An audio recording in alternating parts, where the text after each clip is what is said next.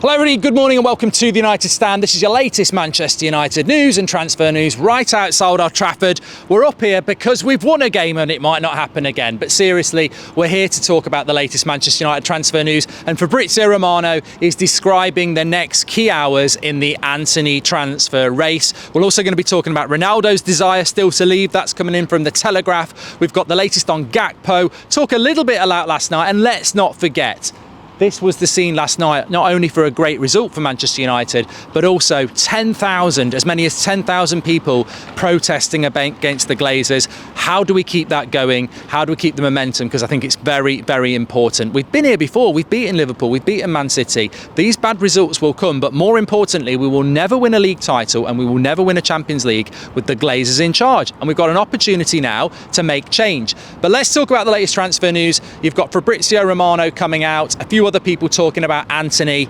We know he wants to move. We had Fabrizio on the channel yesterday. We know Antony wants to move. Not Fabrizio, he's very happy being one of the best journalists in the world. But Antony will happen. I firmly believe it. Laurie Whitwell was saying that he believes Manchester United will probably increase their €80 million price. The price tag's ridiculous. It is absolutely ridiculous. We've spoken about that before.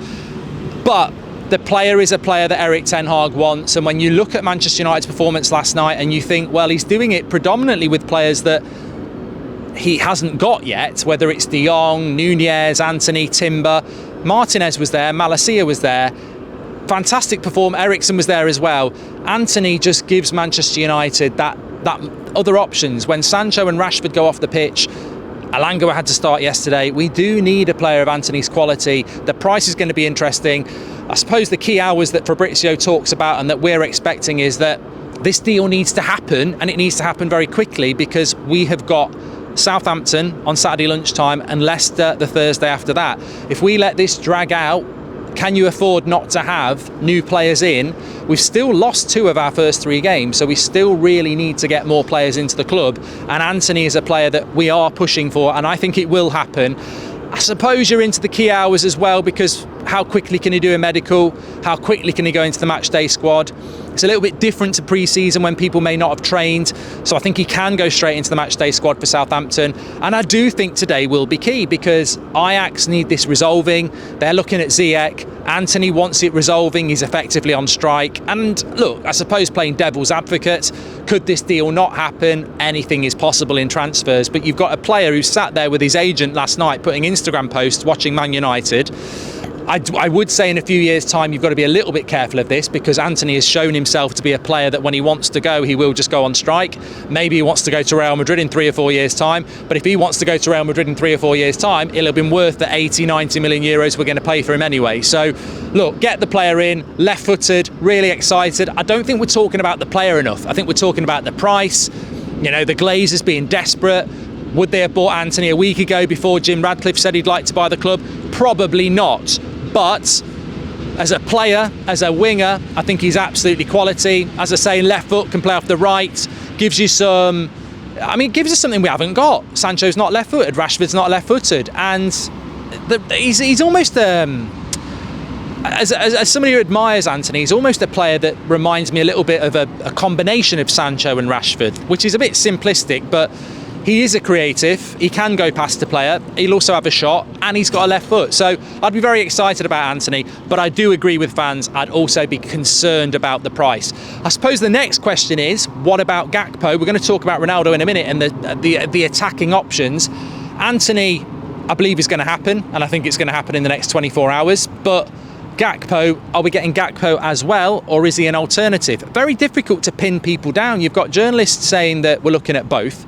You've got other people saying we're working on Gakpo in case Antony falls down, because they want to get Gakpo in quickly if Antony doesn't happen. But I do feel, if I had to lean on opinion, I feel like we're looking at both. And Gakpo is really open to a move to Manchester United. Obviously, they've got the second leg against Rangers coming up, and you'd expect PSV probably to win that and be in the Champions League.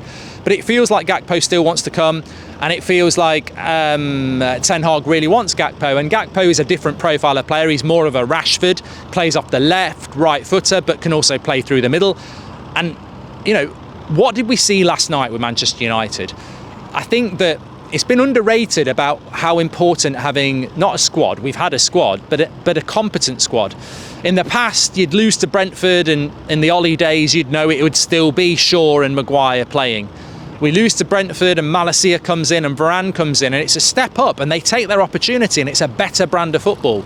Yeah, Rashford and Sancho played well last night, but when they go back to playing badly again, hopefully they don't, but if they do, you're still going to play Rashford and Sancho. We're in the Ollie days where it's still going to be Maguire and Lindelof no matter what. If you bring a Gakpo in and Rashford gets injured or he doesn't do well, you play Rashford. So I quite like the idea of bringing in a Gakpo and an Antony because it gives us that squad depth. Do I think there's going to be any other transfer business beyond that? Well, Eric Bay's going to go, we know that.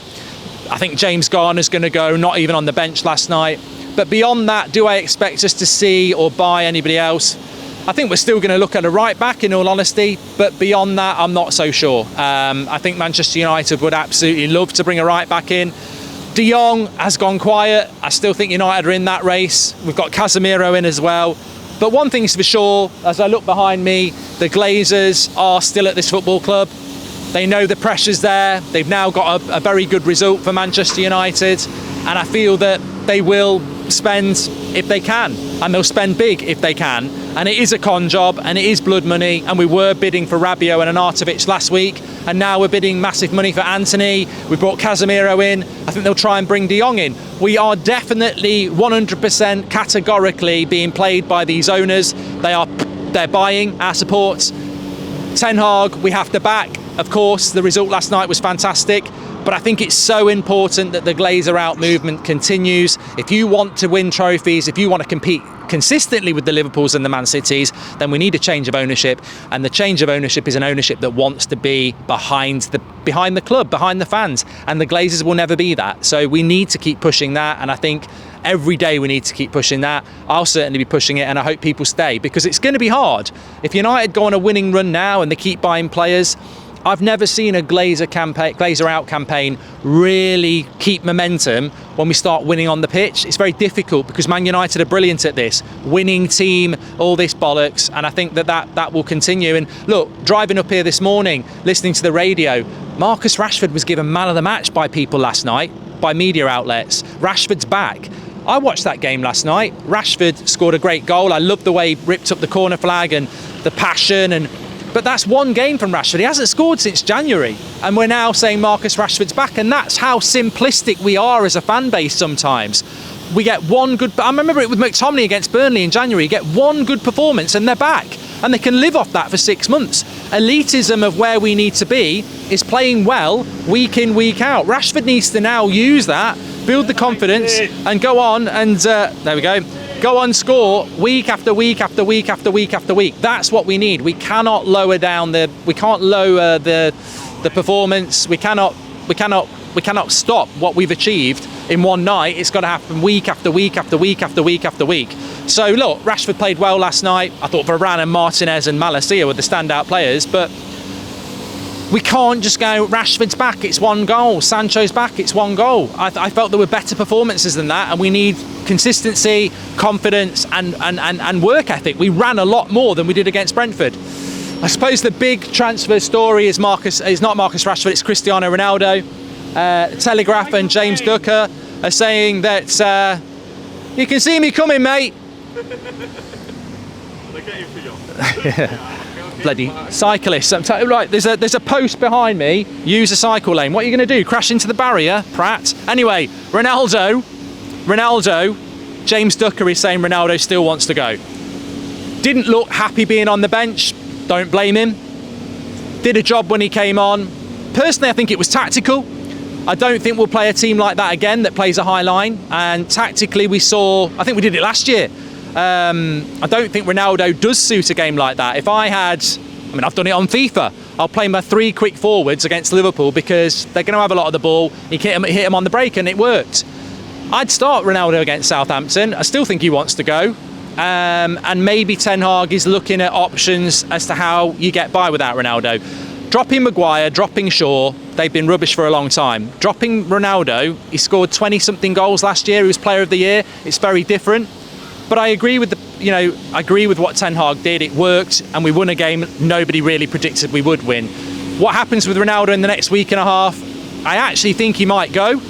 But if he does go, you've got to bring in a Gakpo and Antony. You can't just bring Antony in and let Ronaldo go. We'll be too short. Rashford gets injured. Martial will get injured. We're too weak up front. I like Ronaldo. I think he's still our best player. But I like what Ronaldo brings. If you're playing a team like a Leicester, you can't play with that front three because there's nobody in the air. And I believe that Dalot and Malacia and Eriksen and Bruno have the capability of putting balls into the box that are going to benefit a Ronaldo that maybe a Martial's not good in the air, Ronaldo is. So I really hope Ronaldo does stay.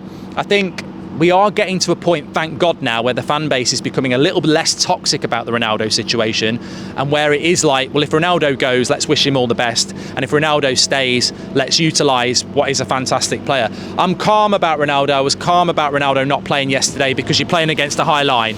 But look, let's see what the day brings. I think Antony, it's going to be key hours for Antony. Fantastic result last night. And let's keep the Glazer momentum going. They're going to spend a lot of money. United are looking good at the moment. But if we want this behind us to look better, and we want to be better on the pitch, and we want to compete, then we need the Glazers out. And we've beaten Man City. We've beaten Liverpool. We've beaten Chelsea with Ollie. We can do that. But consistency is what you win titles with, and the structure at that football club will never be consistent. We need to get the Glazers out. We need to keep it going. But in relation to Ten Hag and the players, fantastic last night. Let's take it on. Let's bring Antony in. Let's bring a couple more players in, and let's build and give Ten Hag a real opportunity. Thanks for watching. Make sure you smash a like on the video and subscribe. I'll speak to you soon.